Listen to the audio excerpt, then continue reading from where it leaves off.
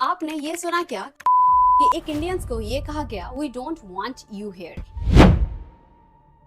एक तरफ इंडियंस को रिजेक्ट किया जा रहा है और दूसरी तरफ इंडियंस के यही वीडियोस बहुत वायरल हो रहे हैं। तो आखिर सच क्या है? क्या इंडियंस खुद की इमेज खुद खराब कर रहे हैं या फिर ये कहानी का और ज्यादा कॉम्प्लिकेटेड रोल है?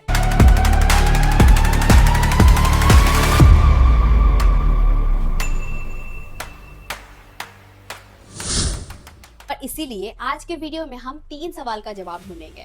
पहला तो ये कि ये जो बैड इंडियन टूरिस्ट का नाम बहुत वायरल हो रहा है, ये क्या सच में है या फिर इसका नाम एग्जैजरेट करके यूट्यूब पे इस्तेमाल किया जा रहा है ताकि यूट्यूब के एल्गोरिदम जो है उसको हिट कर पाए और उनके वीडियोस बहुत वायरल जा पाए। और दूसरा, वो असली रीजन जो हर चैनल ऑलमोस्ट मिस कर देते हैं। ये वीडियो बनाने से पहले मैंने बहुत सारा वीडियो रिसर्च किया है, बहुत जगह पे वीडियो सर्च किया है कि देखने के लिए ये कैसा एक्चुअल में वीडियो है। उसके बाद जाके मैंने ये वीडियो बना रही हूँ और उस वीडियो देखते का टाइम पे मैंने एक चीज तो जरूर नोटिस किया कि हर वीडियो पे एक चीज कॉमन है। कोई भी एक वायरल वीडियो टॉपिक उठा लिया एंड देन उसके बारे में ही एक्सप्लेन किया, बट आज मैं वो नहीं करूंगी। आज मैं पूरी डॉक्यूमेंट्री वीडियो बनाऊंगी।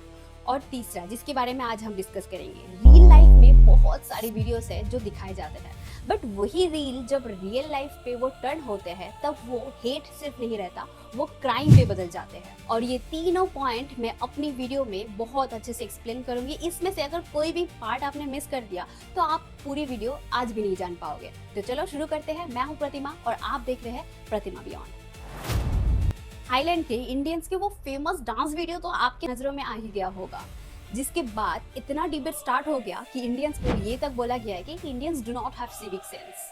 टोरंटो का वीडियो भी आपको पता होगा कि उसमें भी लाइव म्यूजिक लगाने के लिए इंडियंस को क्रिटिसाइज किया गया था। उसके बाद दुबई के बुर्ज खलीफा के सामने गरबा डांस करने के लिए भी बहुत क्रिटिसिज्म मिला था। और फिर ऑस्ट्रिया में ये भी आपको पता होगा कि जो बाहर कोई भी परफॉर्मेंस रहते हैं उनको बार बार इंटरप्ट करना, ये वीडियो भी काफी ज्यादा वायरल हुआ था। अब तक मैंने 4 से 5 कंट्रीज का नाम तो ले लिया और 4 से 5 कंट्रीज में हर एक कंट्रीज में अलग अलग इंसिडेंट हुआ है।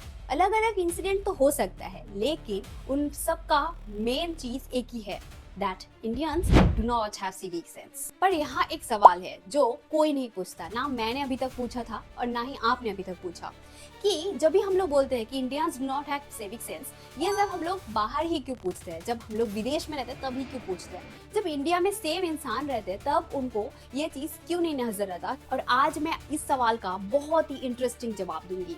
अच्छा, आपने तो ये सुना है कि इंडियन के पास सिविक सेंस नहीं है, पर आपने कभी ये नोटिस किया कि इंडियंस के पास सोशल सेंस बहुत है या फिर सोशल कल्चर वो बहुत है? ये तो बिल्कुल मत सोचो कि ये सिर्फ मैं कह रही हूँ। रिसर्चर के मुताबिक इंडियन के पास सोशल रूल्स या फिर सोशल नॉलेज बहुत अच्छे से है, क्योंकि हम लोगों को सोशल सेंस बचपन से सिखाया जाता है। जी हाँ, आपने सही सुना, ये है सोशल रूल्स जो इंडियंस के पास रहते हैं, भले ही सिविक सेंस नहीं रहते हैं। और social rules and civic sense ये दोनों में बहुत बड़ी डिफरेंस है, बट दोनों समझना इंसानों के लिए बहुत जरूरी है। सोशल रूल्स जिसके अंडर में आते हैं बड़े बुजुर्गों को रिस्पेक्ट करना, रिश्तेदारी को अच्छे से निभाना, सामने जो भी रिश्तेदार है उनको अच्छे से एड्रेस करना। लेकिन अब बात करेंगे सिविक सेंस का, जो सोशल रूल्स से बिल्कुल अलग है। साउंड सेम कर सकते हैं बट इसका सेम चीज, सेम बिहेवियर नहीं है, क्योंकि सिविक सेंस वो है जिन्हें आप जानते तक भी नहीं है, उनका भी रेस्पेक्ट करना एंड उनका भी ध्यान रखना। एंड रिसर्चर्स के मुताबिक social rules and civic sense ये दोनों में इंडियंस बहुत स्ट्रगल करते हैं अपने आप पे, क्योंकि हम अपने लोगों के बीच में तो बहुत डिसिप्लिन रहते हैं एंड बहुत शांत और आराम से रहते हैं, लेकिन जब भी हम स्ट्रेंजर्स के पास जाते हैं या फिर स्ट्रेंजर्स के सामने रहते हैं तब हम लोग पता नहीं क्यों वो डिसिप्लिन, वो रेस्पेक्ट सब कुछ खो देते हैं। इवन तब हमें ये लगता है कि हम लोग अभी वो सब कुछ कर सकते हैं जो हम लोग घर पे नहीं कर सकते। अब हम लोग बहुत चिल्ला के बात कर सकते हैं, इवन वो जोर जोर से गाना भी सुन सकते हैं। मानो कि एक यूरोप की ट्रेन है जिसकी कंपार्टमेंट ऑलमोस्ट खाली है, आई मीन सीट्स अवेलेबल है। वहाँ पे एक इंडियंस की झुंड या फैमिली ही मान लो, वो लोग उसी ट्रेन पे उठते हैं। जब उस ट्रेन पे उठते हैं, जो भी सीट रहते हैं वो पूरे ऑक्यूपाई करके अच्छे से एक साथ बैठ जाते हैं। उन्हें लगता है कि शायद नेक्स्ट स्टेशन पे उन्हें जगह नहीं मिलेगा या फिर कोई और आएगा जो वो बाकी सीट्स कवर कर लेंगे, तो इसलिए वो लोग इतने जल्दी उठे और वो सीट्स को कवर कर लिया। रिसर्चर के मुताबिक ये स्टोरी एक सिर्फ नॉर्मल स्टोरी नहीं है। अकॉर्डिंग टू देम ये एक स्कार्सिटी माइंडसेट है, ये एक साइकोलॉजी गेम है कि नेक्स्ट स्टेशन पे आपको सीट नहीं मिलेगा कि इंडिया पे ये सारी चीजें हो सकते हैं। तो इसीलिए उनके दिमाग में एक स्कार बैठ गया है, एक डर बैठ गया है कि मुझे अपना सीट जल्दी से जल्दी ऑक्यूपाई करना चाहिए। ये सिर्फ एक सीट ऑक्यूपाई करने की बात नहीं है, ये एक स्केयर माइंडसेट की बात हो रहे हैं। कभी सालों से बनी हुई हमारी दिमाग की कंडीशन उसी तरह ही रिएक्ट करते हैं, जो हम लोग सोचते हैं कि ये तो बिल्कुल नॉर्मल है। लेकिन अभी तक हम लोग शायद आधी कहानी ही जान पाए, क्योंकि इससे कई ज्यादा अनकंफर्टेबल सच भी है जो हमें जानना बहुत जरूरी है। अच्छा, कभी आपने ये सोचा कि लोग रूल्स क्यों तोड़ देते हैं? क्योंकि ऐसा तो बिल्कुल भी नहीं है कि किसी को रूल्स ही नहीं पता, क्योंकि अगर ऐसा होता तो वही लोग एयरपोर्ट पे जाके अच्छे से क्यू में क्यों खड़े हो जाते हैं, और वही लोग मेट्रो स्टेशन पे सही गेट कैसे यूज कर लेते हैं, एंड वही लोग मॉल बोलो या फिर एयरपोर्ट में इतने अच्छे से शांत कैसे रह लेते हैं।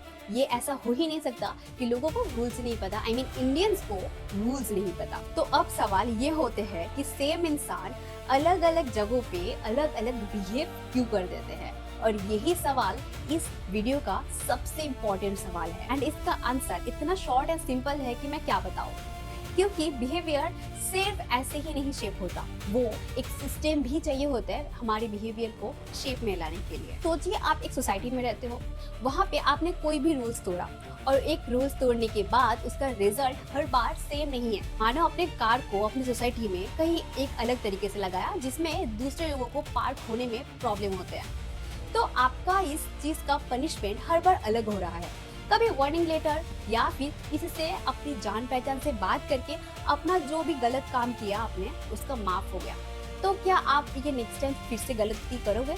ऑब्वियसली, क्योंकि आपको लगेगा कि हाँ यार, मैं अगर पार्क कर देती हूँ कार जैसे भी हो, जिससे किसी और को दिक्कत हो सकती है, किसी को प्रॉब्लम हो सकते हैं, और ये बात सिर्फ किसी एक इंसान से बात करने के बाद आपका अगर सॉल्व हो जाता है, कोई भी पनिशमेंट नहीं, कोई फाइन नहीं देना पड़ रहा है, तो उस टाइम पे आप ये सेम गलती बार बार करोगे, वो भी ऐसे ही। और इसके बाद धीरे धीरे लोगों को लगता है कि रूल्स फॉलो करना बस एक चॉइस है, ये कोई कंपल्सन नहीं है। और यही कंसिस्टेंसी इतना ब्रेक हो जाता है कि ट्रस्ट ही नहीं रहता कोई भी रूल्स का। कोई भी फॉलो चार्ट लिखा रहेगा कहीं दीवार पे, तो उसको फॉलो करना लगेगा कि ये तो मेरा चॉइस है कि मैं करूंगी या नहीं करूंगी, क्योंकि ये सिर्फ एक चार्ट है। इसके वजह से अगर मेरे पास कोई जान पहचान में, उसको बुला के अपना काम करवा सकता हूँ। ये आपका तब चॉइस बन गया रेदर देन अ रूल।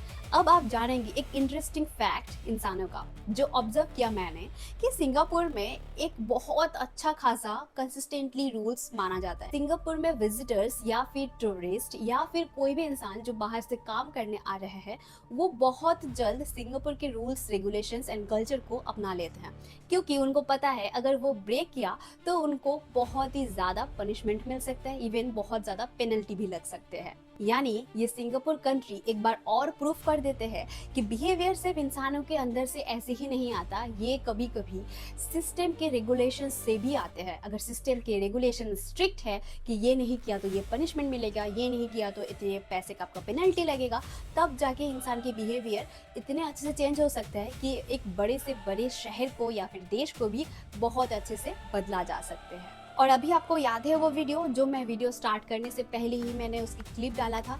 उस वीडियो में ऐसा दिखाया गया था कि इतना हेट है एक इंडियंस के ऊपर, इतना टारगेट किया गया, इसी वजह से एक हेट एक क्राइम में तभी क्रिएट हो जाता है, क्योंकि हेट से आपको एक बहुत ही अब्यूजिव बातें करते हो, और अब्यूजिव बात करने के बाद उस पे एक लड़ाई स्टार्ट हो जाता है, और कब होते हैं ये किसी को पता नहीं चलता। ये सिर्फ अभी एक क्राइम तक भी सीमित नहीं रहता, क्योंकि ये एक अनकंफर्टेबल कनेक्शन भी जुड़ते हैं। हर बार जब ऐसे बैड इंडियन के वीडियोस वायरल होते हैं, बस एक इंसिडेंट या फिर एक वीडियो पूरी कम्युनिटी की एक पिक्चर बना देते हैं कि ये तो ऐसे ही है। लेकिन अगर आप ध्यान से देखो तो ये बैड टूरिस्ट की टैग सिर्फ इंडियंस को नहीं, बाकी और नेशनैलिटी जो है उन पे भी लगी, क्योंकि सिर्फ ये मैं नहीं बता रही हूँ, दुनिया भर की ट्रैवल के जो सर्वे है उन पे पता चला है, जो ब्रिटिश टूरिस्ट है वो एक्सेसिव ड्रिंक कर लेते हैं। अमेरिकन टूरिस्ट वो हर जगह पे एक ब्लाउट क्रिएट कर देते हैं, एक बहुत ही गंदा सिचुएशन क्रिएट कर देते हैं। फ्रेंच टूरिस्ट, इनका भी तो नाम सुना होगा, ये भी हर जगह पे ऐसा सुना गया है कि बहुत रूड बिहेव करते हैं। यानी कोई भी कंट्री परफेक्ट तो नहीं है, आई मीन कोई भी नेशनलिटी के इंसान परफेक्ट बिल्कुल नहीं है, बट स्पॉटलाइट पे सिर्फ इंडियंस है, that Indians do not have civic sense at all. तो सवाल तो ये बिल्कुल नहीं है कि इंडियंस खराब है, आई मीन हर एक इंडियंस बहुत गलत है। सवाल ये है कि जब हमें कोई देख रहे हैं या फिर हम लोग कहीं और जा रहे हैं, कोई और कंट्री पे जा रहे हैं, तो हम अपने आप को कैसे प्रेजेंट कर रहे हैं। इवन बहुत सारे एशियन क्रिएटर्स भी ये कहते हैं कि आप कहीं भी जाओ, वहाँ का कल्चर्स को अपनाओ, वहाँ के कल्चर को रिस्पेक्ट करो, और आप अगर बाहर जा रहे हो तो बाहर को अपने घर जैसा ट्रीट बिल्कुल मत करो। तो इन शॉर्ट ये कह सकते हैं कि आप कुछ भी करो, लेकिन आपके बिहेवियर से किसी और कल्चर्स को या फिर किसी और इंसान या फिर किसी और कंट्री की कोई रूल्स या फिर मेंटल पीस खत्म ना हो। ये शायद सुनने में बहुत टफ लगता है, लेकिन यही करना सबसे ज्यादा मैच्योरिटी का काम है। तो आखिर में दो सच एक साथ एग्जिस्ट करते हैं। पहला, कुछ वायरल इंसिडेंट्स या फिर वायरल वीडियोस वाकई में गलत नहीं होता। कभी कभी कंडीशंस होते हैं, कभी कभी मिसअंडरस्टैंडिंग हो जाता है, और कभी कभी सिस्टम्स के भी होते हैं, जो मैंने इतने अच्छे से स्टोरी से समझाया था। और दूसरा, रेसिज्म और हेट ये इतना ही है कि दोनों को कभी भी चेंज ही नहीं किया जा सकता, जिसका कोई जस्टिफिकेशन तो कभी नहीं हो सकता। इस वीडियो का मकसद ना ही किसी को गिल्ट फील करवाना था और ना ही किसी को डिफेंड कर, बस इतना समझना है कि आपके छोटे छोटे एक्शंस कितना मायने रखते हैं। सिस्टम बोलो, पॉलिटिक्स बोलो, मीडिया बोलो, सब कुछ बदलने में टाइम लगेगा, बट उससे कई ज्यादा आसान ये है कि आप अपनी हरकतों या फिर आदतों को कितने जल्दी और कितने अच्छे से बदल सकते हो। कल जब आप बाहर खड़े होंगे तो आपका डिसीजन या फिर आपका एक्शन आप ही के हाथों में होंगे, और शायद मुझे लगता है यही सबसे ज्यादा पावरफुल है, क्योंकि आप जो करेंगे वही दिखेगा एंड वही वीडियो क्रिएट होगा, वही वायरल होगा। अगर इस डॉक्यूमेंट्री वीडियो ने सिर्फ आपको कोई इन्फॉर्मेशन नहीं, आपको सोचने में भी मजबूर किया, तो प्लीज अपना ओपिनियन कमेंट में जरूर बताना। मुझे भी पढ़ के बहुत अच्छा लगेगा, या फिर मुझे भी पढ़ के नॉलेज गेन होगा। और अगर आपको ऐसे ही रिसर्च बेस्ड डॉक्यूमेंट्री वीडियो पसंद आए तो प्लीज मेरे चैनल को सब्सक्राइब करना मत भूलना।